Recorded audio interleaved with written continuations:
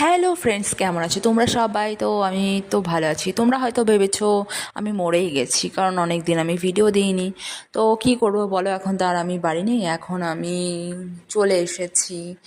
বাড়িতে থাকতাম, বসে থাকতাম, খেতাম, ঘুরতাম আর ভিডিও দিতাম, কিন্তু এখন আমাকে ডিউটিতে যেতে হয়। সো অনেক কাজ আমার, আর ফোন জমা নিয়ে নেয়, তার জন্য আমি তোমাদের ভিডিও দিতে পারি না। তো আজ আমার ছুটি ছিল, তো আমি চলে গেছিলাম বাজারে একটু খাবার কিনতে। তখনই আমি ঠাকুরের জন্য সন্দেশ কিনে নিলাম, আর এই বিরিয়ানি জোনটা থেকে আমি বিরিয়ানি অর্ডার করে দিয়েছি, বিরিয়ানি নিয়ে আসবো। তখন দেখো এখানের ওয়েদার দেখো, এখানে জাস্ট বৃষ্টি বৃষ্টি আর বৃষ্টি। তখন আমার এই প্রভুজির সাথে দেখা হয়ে গেল।